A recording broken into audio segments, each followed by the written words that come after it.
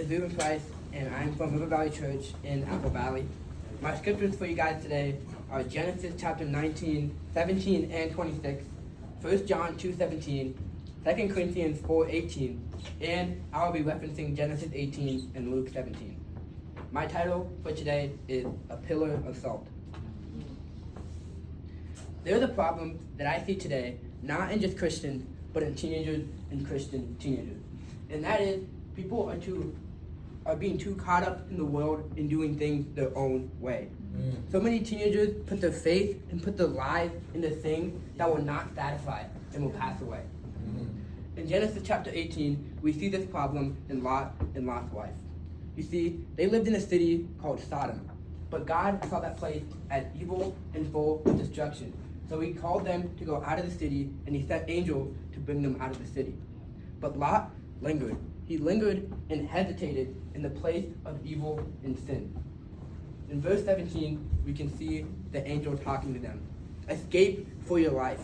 Do not look back or stop anywhere in the valley. Escape to the hills, lest you be swept away. And so they did. They ran. They ran away from the place they so loved.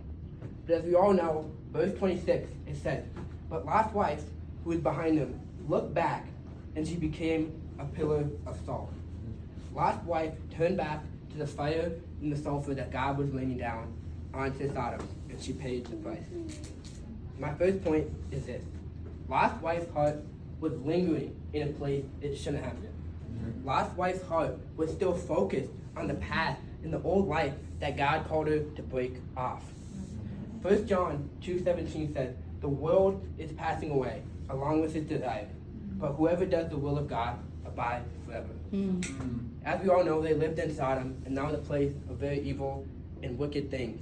So much so that in Genesis chapter 18, the previous chapter, we can see Abraham pleading with God to save the city. It took even 10 righteous people. But as we all know, God still rained his wrath in the fire and the sulfur onto the city. That just shows just how wicked the place truly was.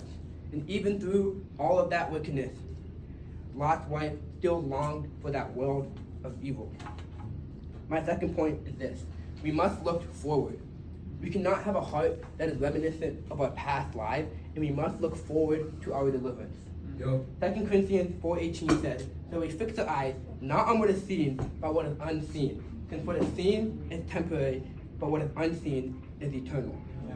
But what is what's seen? Well, it is the world and all of its corruption, all of its wickedness. We must keep our heart in our lives focused on what is unseen. Now, how can we do that? I'll tell you.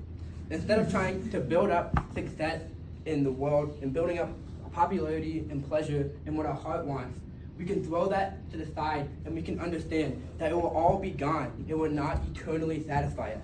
We must escape for our lives and run to the hills. My third point is that Sodom and the times of Lot will be very similar to the age of the second coming of Jesus. The wickedness we see in Sodom and Gomorrah will reflect the reality of Jesus' second coming. We can see that in Luke chapter 17, where Jesus is talking about all the drinking, the eating, the buying, and the selling. All of this wicked things will be destroyed in the final days. And even through all of that, Lot's wife still indulged in that world.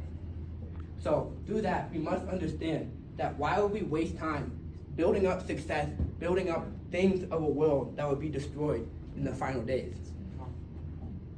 In conclusion, I want to challenge you all with this one final question. Are you living a life today where you are constantly trying to construct a life of this world, just like Lot, specifically Lot's wife was? Or are you willing to turn your eyes to heaven, turn your eyes onto what is unseen, and pursue a life of holiness and pursue a life of God every day and not look back? Thank you. Oh, yeah!